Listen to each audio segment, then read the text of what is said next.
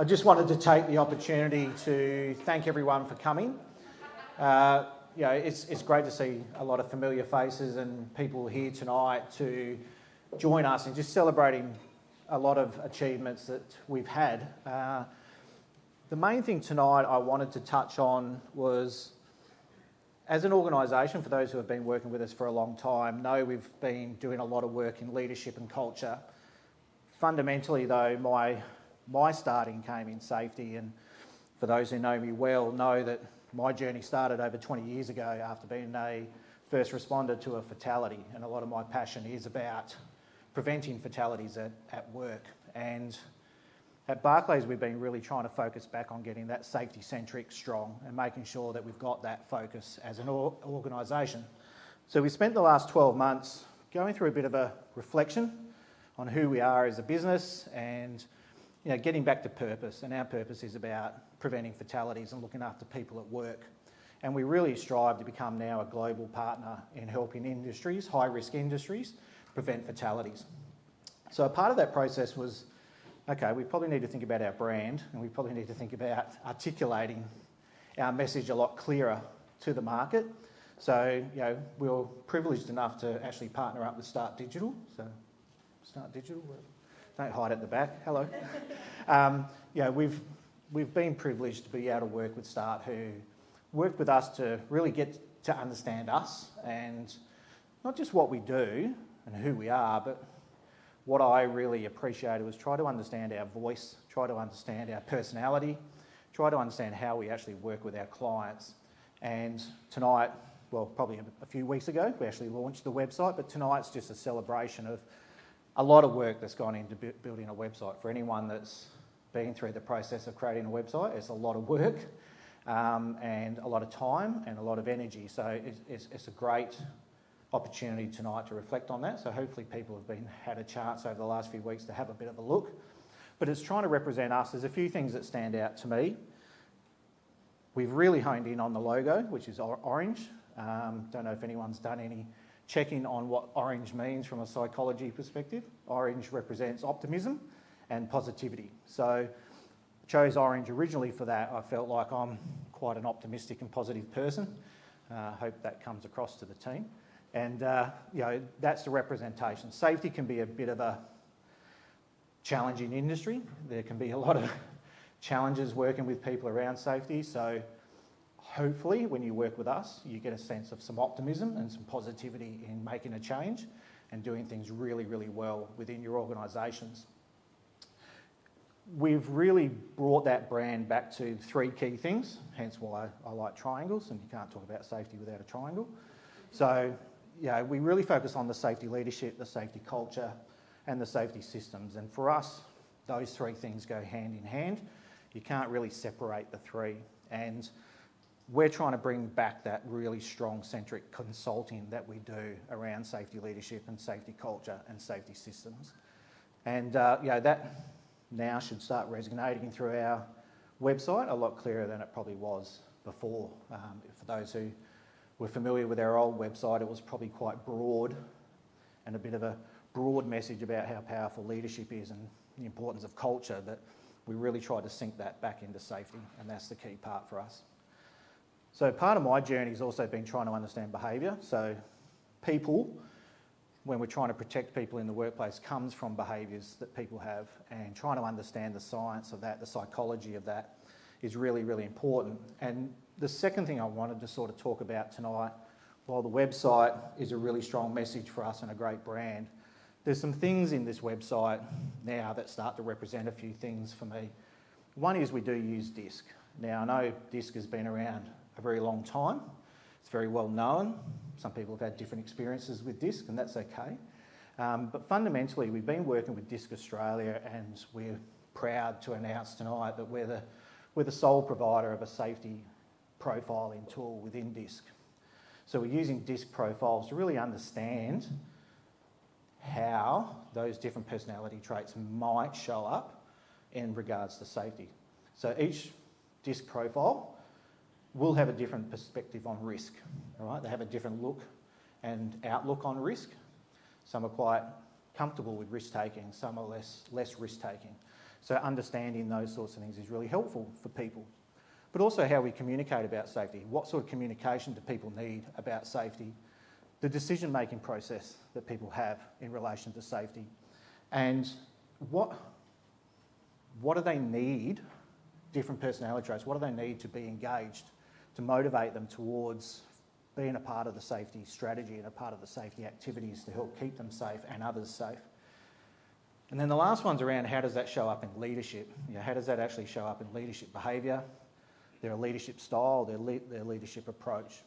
And that's been really fascinating for us, and get that endorsed by DISC and allow us to be a provider of that assessment's a really big opportunity for us. The other thing about DISC too is it looks at the impact that those personality traits might be having on things like the safety climate. So the way we actually interact with people and the behaviours we exhibit impact what people perceive. So how does that actually impact the climate around safety?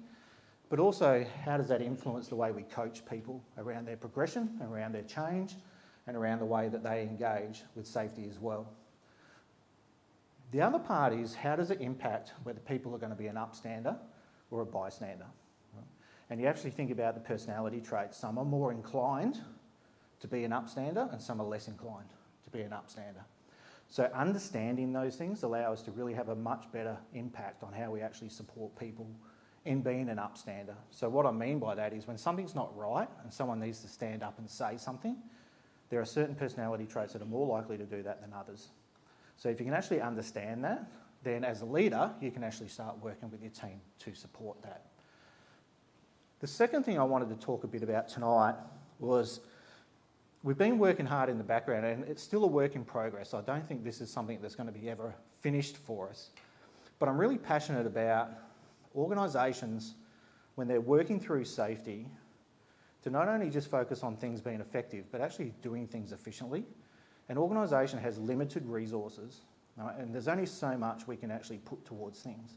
So over the last few years, I've been recognising all these things we ask people to do in safety, and some of them add value and some of them don't add a lot of value. Some things have become overly complicated over time. We've reacted to incidents and overlaid things and put too many things in place. And therefore then what happens is we're actually now creating a burdensome with safety. Safety starts to become a burden for people and they disengage. So we've been working hard on what we call the Safe Business Index, which is a way of analysing the whole safety strategy. So actually looking at everything we're trying to do in safety, not just doing an audit on a certain risk management system, not just doing an inspection of the workplace around some hazards, not just looking at safety leadership, actually looking at those interdependently, actually looking at them together and seeing how they're interacting with each other and how effective are they? How effective are they at the ultimate goal, which is to prevent fatalities in the workplace and look after the well-being of people at work? The second part of that is, while we're doing that, where's waste in this process? How much time and money are we wasting on things that aren't adding the most value and is losing our people's engagement because we're spending time on things that don't have value and don't have value to them? And how do you represent that to the organisation to feel safe enough to start to restructure those processes? And one of the hardest things I've found is not necessarily getting leaders in an organisation to start doing something in safety. I actually find it's really difficult to get them to stop doing something. So giving them the right information to say, that's enough, that's not adding any value, it's not helping reduce risk, it's not helping engage our teams, it's a waste of time and money. We probably need to stop doing those things and start doing some others. So we're really evolving that process, and we're at the point now where I'm really looking forward to working with some organisations to go through that whole process. We've done each of those things individually, and I'm really looking forward to getting the opportunity to actually work with organisations to actually do that whole systematic approach to their safety strategy. So that's what I wanted to mainly cover tonight. I'm really excited about the website. The website looks great. It's not just information about us either. We worked really hard with Start, and Start's done a great job to make it actually a resource for people. So there's a lot of things on the website where people can actually access information. So they can download books, they can listen to podcasts, they can start to access videos. We've got our blogs and information that people can look at. And keep watching this space because there's going to be a lot more coming in regards to live events and registering for activities that we're going to be doing, just to help keep people engaged and learning along the way. So to wrap up, I just wanted to give people an opportunity to test our DISC assessment around safety. So tonight, some door prizes tonight. We're actually going to hand out 3 free DISC safety assessments with 1 hour coaching with me. So has someone got our... So the DISC assessment free is the bonus. Getting coaching with me is not so much, but that's okay. Thanks, Steve. All right. So the first one, let me not have a look. First one's, Stuart. There you go, mate. Thank you. Thank you very much. So we'll be in touch and we'll get that. We'll get that sorted. All right, 1 more. No, 2 more. We're doing 3 tonight, aren't we? Amanda Holland. Ooh. Thank you. Your hands are full. All right, 1 more.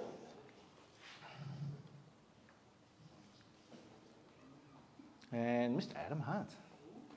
Okay, thank you very much. Thanks, Adam. Thank you. You did that. And the winner. All right. So, I'm looking forward to really putting that into practice. I know a lot of people, when they talk about DISC, it's helpful around communication, and I think applying that to safety is going to be a really powerful tool. I've inadvertently been using it in my coaching, so it's actually going to be good to actually put it into a report and actually show that for people and give them the tools to use. So look, that's enough from me. Again, thank you so much for all being here tonight. It's a really big milestone for us, and I look forward to continue working with you all in the future. So thank you.